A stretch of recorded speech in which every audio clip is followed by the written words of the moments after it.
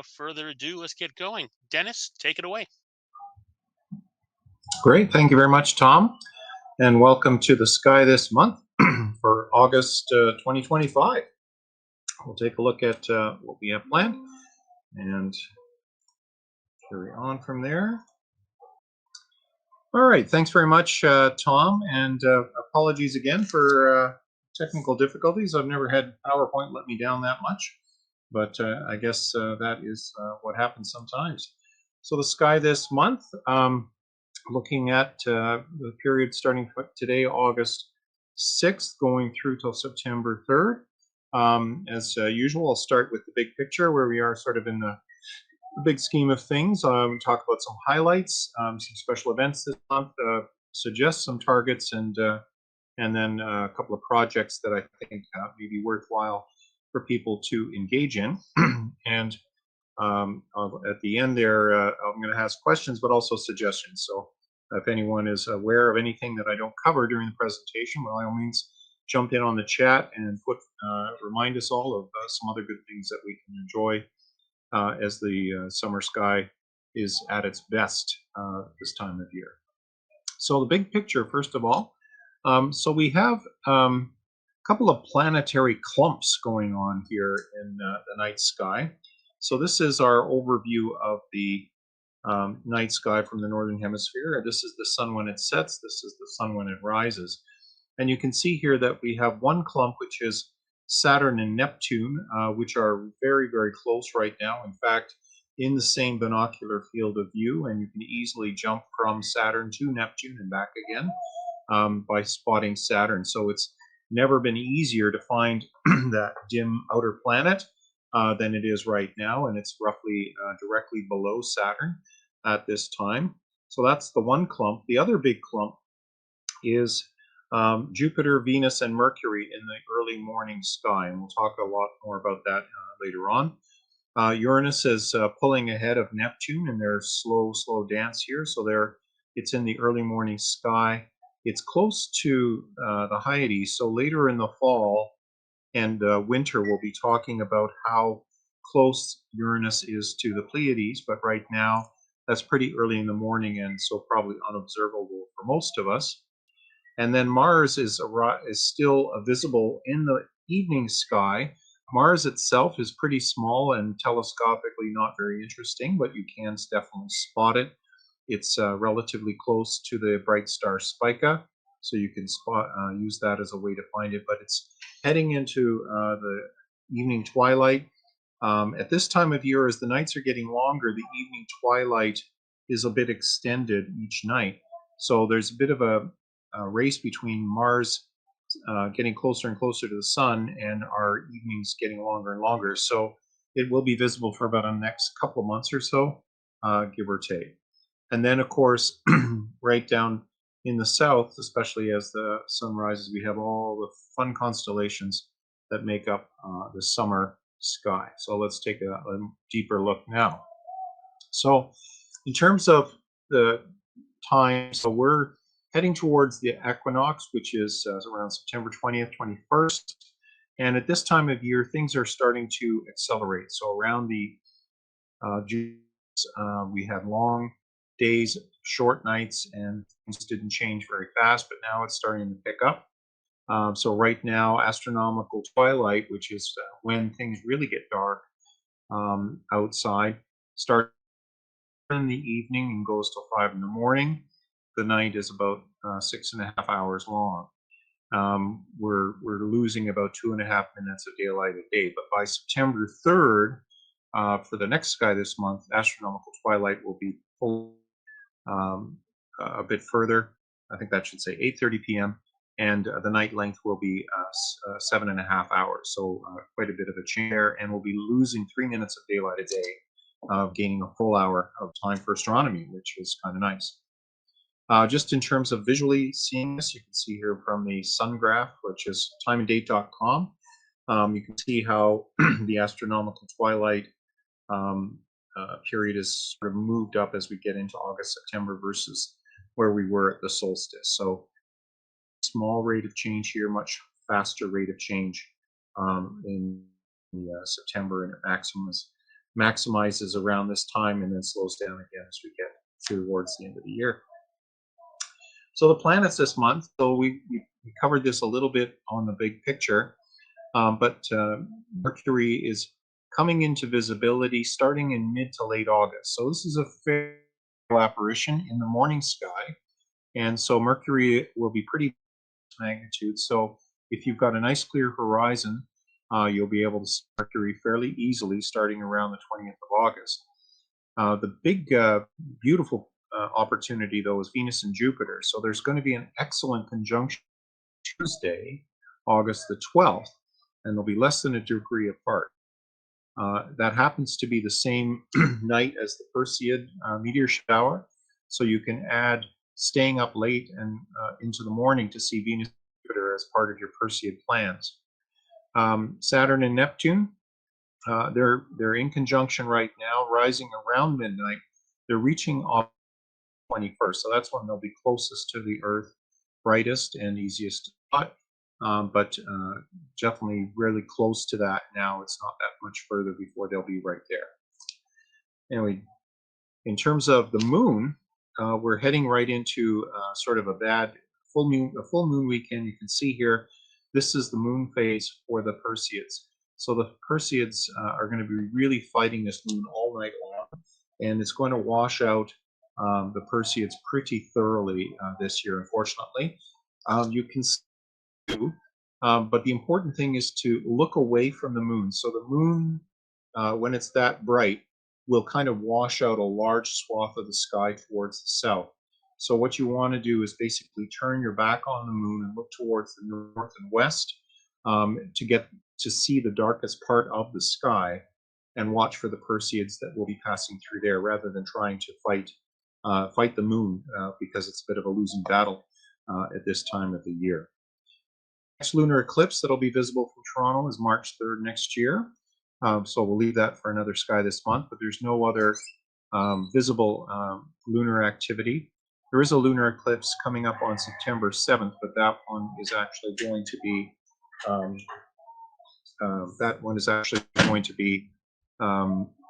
happening America. So that will be in Europe and other places like that. All right. So we mentioned the Perseid meteor shower. So it's peaking Tuesday, the 12th. Talked about the lunar interference. Just so you know where it's coming from, this is the constellation Perseus. It's on the rises in the east, and you can see the distinct star pattern with the three bright stars there. And Capella follows it, which is also a very bright star in the Pleiades. So that's the general direction that they will appear to come from. But as I mentioned, you don't want to try and look at it directly. You want to try and work with it happening there. And also the highlight, of course, is the summer Milky Way.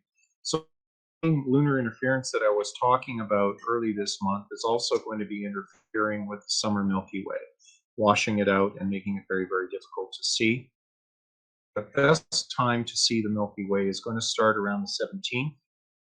Or so of the month, when the moon is more or less out of the way during the early part of the evening, and so the Milky Way will be able to be seen much more easily. So 2 weeks of August are when you can look forward to seeing the summer Milky Way.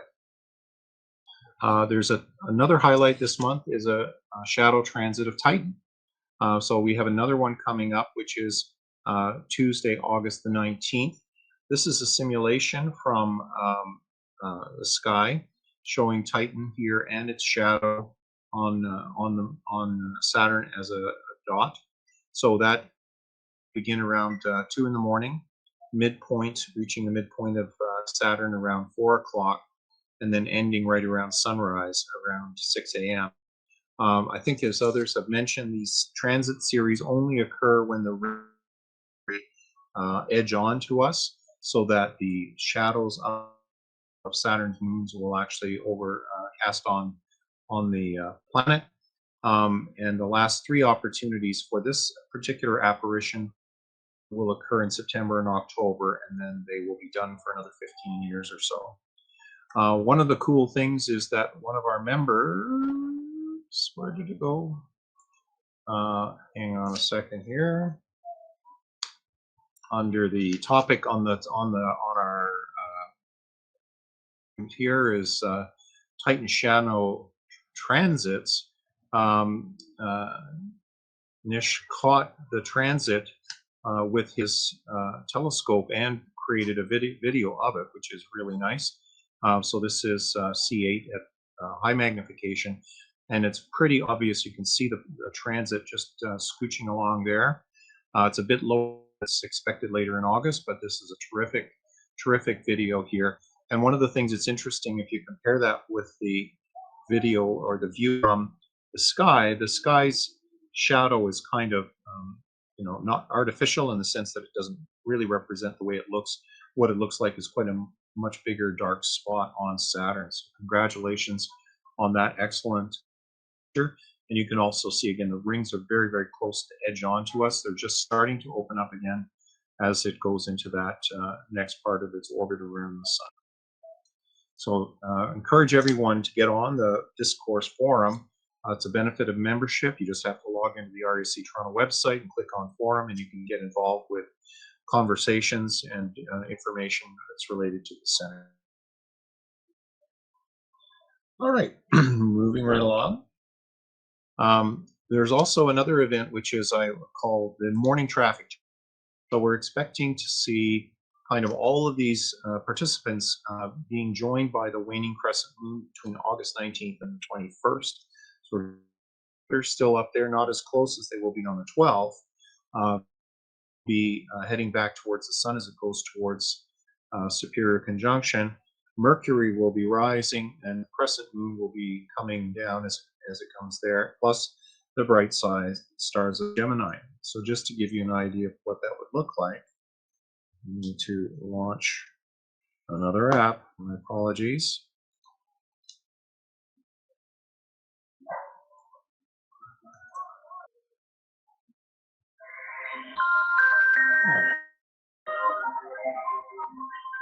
There we go. So if we skip ahead to the 19th here, and we change it up to like 5 in the morning and go looking east. So here's the moon, Jupiter, and Venus all nicely together. And as we move forward one day to the 20th, the moon kind of forms a nice little triangle with Jupiter and Venus. I'll just there. So we've got this really nice triangle.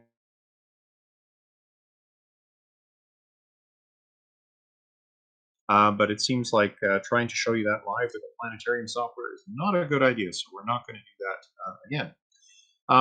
Normally, in time, I would like to show you some of the best ISS opportunities to see it over tonight. However, I've invested, and visible passes will not resume until August 18th. And when they do resume, they will be morning appearances all month long. The next chance we have for evening passes will be around September 8th. And so at that time, I expect that we will have the next person doing the sky this month will tell you more about catching ISS over Toronto. One question though is, can you catch an ISS transit? Because you can see those during the day. And I've looked at those for this month as well. And I found an excellent one, which was right over downtown Toronto, going straight over the sun, happened about 3 hours ago. So we won't be able to plan to observe that because it's too late. The website you want though is transit-finder.com, and that website will calculate for you when the ISS is expected to pass in front of the moon or the sun, allowing you to set up for an observing run where you can, using safe solar filters or a suitable telescope, catch the ISS flitting across the sun or the moon, depending on the time of day and the night. So that's a cool thing to do. At the moment, the best opportunity is just past us, but certainly make a note of that website and see if you want to deal with that. So just in terms of the core constellations that we have, so one of the things that is very noticeable, of course, this time of year is we have the summer triangle. That's the big asterism of the year. So it's Deneb in Cygnus, Vega in Lyra, and Aquila or sorry, Altair in Aquila, the constellation Aquila there. So those three bright stars, they're bright enough that they punch through even Toronto, and often are used when you're aligning your telescope and so forth. So when that is high in the sky, we are also seeing Ophiuchus and the stars of Sagittarius rising during the course of the summer. So some of the key constellations this time of year, obviously Lyra with the double-double, the Ring Nebula, Sagittarius with its surplus of open clusters, globular clusters, star-forming regions, all kinds of good stuff in and around Sagittarius. Cygnus is best known for Alberio, the lovely double star there, but also if you can get to a dark site towards the end of August, you'll see the dark lanes and the rifts of dust that divide up the constellation Cygnus and help us with that. Also, Hercules is near its best. It's quite high as the evening begins. Great opportunity if you're interested in taking in M13 or taking photographs of it. I mentioned the Great Rift in Cygnus. This is a great binocular target. So you can see here how it starts right around Deneb in Cygnus, and you can follow it down all the way pretty well through to Ophiuchus. This represents basically a giant dust lane which is blocking the stars behind it, and it's easiest to see with binoculars. And if you scroll back and forth across the area there, you can see the areas where those dust lanes are. A lot of those dust lanes have names and designations. Bernard was an astronomer who cataloged a lot of dark nebula. So early in the age of astronomical photography, long exposure photographs were taken, and it made these dark nebula very obvious. And so he was able to group them and identify individual patches and so forth that you can see again with binoculars. One of my favorite activities this time of year. Another target is the Sagittarius star cloud.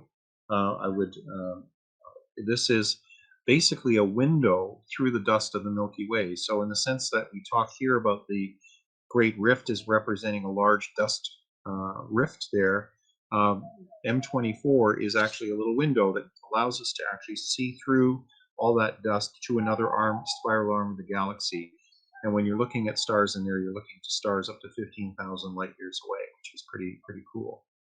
To spot that M24 star cloud, you would start with the teapot of Sagittarius and pretty well kind of go straight up with binoculars. You'll see M17 and M18, M25, M23, that kind of boundaries that whole area. And then if you look there, you will see a noticeable deepening of the sky where you see so many more stars in that specific special area. And it's really cool to know that you're looking through basically towards another a completely separate part of the galaxy that we can't see pretty well anywhere else. Looking towards the center of our galaxy, that's the best window that we have, and there's nothing else quite like it. Other targets this time of year, beautiful open clusters M6 and M7. These are clusters that are kind of like, for people that south, they're like the Pleiades are to us. So these are wide open, bright open clusters. They're a bit diminished by being close to the southern horizon. It's still very well worth a look with binoculars or a small telescope. M8, of course, is a beautiful emission nebula.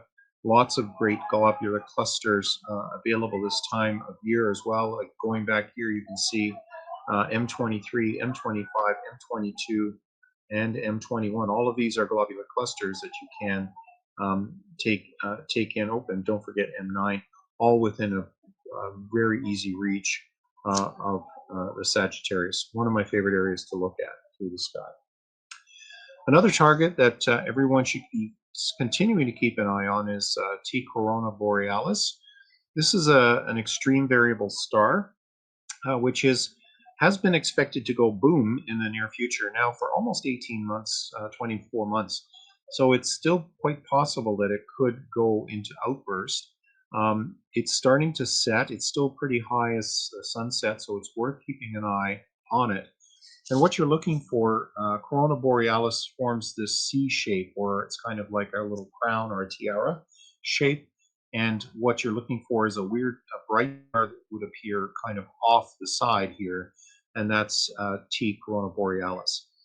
There's an excellent chart for this available from the AAVSO, which shows that variable star and how you would be able to spot it if you were looking. And you can get measurements here so you can see how bright it could end up being. But in outburst, in the historical outburst, it's been second or third magnitude depending on the year. And it basically goes boom about once every 50 to 60 years or so. And it has been showing signs of getting ready to go boom, but it's kind of like it's going to do it whenever it decides to and not before. But it's definitely worth keeping an eye open. When you're out just give Corona Borealis a quick check and see if there's a new star there. And that's it for the sky this month. This is a picture of our most smoky night from the CAO recently, and pretty accurately. Okay, thank you very much, Dennis.